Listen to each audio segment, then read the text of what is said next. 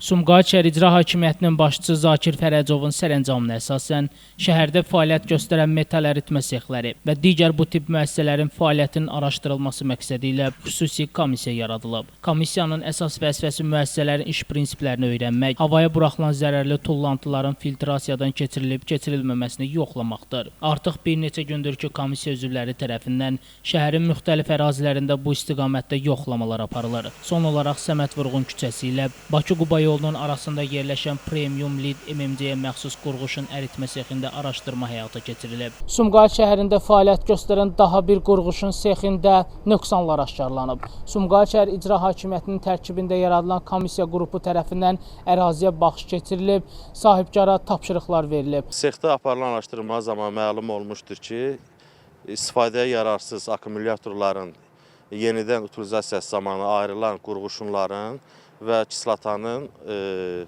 məqsədli şəkildə axıdılmasına müvafiq olunmamışdır. Belə ki, qurğuşunun əridilməsində istifadə olunan, indi qeyd olunmuşdur, istifadə olunan peçlərdə filtrlərdən istifadə olunmasına baxmayaraq, kislatanın axıdılmasına müəyyən negativlər aşkar edilmişdir. Ekologiya və Təbii Sərvətlər Nazirliyinin 4 saylı Ekologiya və Təbii Sərvətlər İdarəsi tərəfindən və komissiyanın digər üzvləri tərəfindən. Aparılan baxış zamanı müəssisədə ciddi ekoloji pozuntular aşkarlanıb. Belə ki, istifadəyə yararsız akkumulyatorların utilizasiyası zamanı ayrılan qurğuşun və turşu tullantılarının düzgün şəkildə zərərsizləşdirilmədiyi, normativ qaydalara əməl olunmadığı müəyyən edilib. Sexdə müəyyən filtr sistemlərinin mövcud olmasına baxmayaraq, onların səmərəli işləmədiyi, turşu axıdılmasında və havaya buraxılan tüstünün zəhərlənməsinə ciddi nöqsanların olduğu üzə çıxıb. Əraziyə baxış zamanı həmçinin müəssisənin ətrafında qalaq-qalaq sənaye tullantıların toplandığı, bunun da həm ətraf mühitə, həm də insanların sağlamlığına ciddi təhlükə yaratdığı müşahidə olunub. Ekologiya və Təbii Sərvətlər Nazirliyinin 4 saylı nümayəndəliyinin əməkdaşları tərəfindən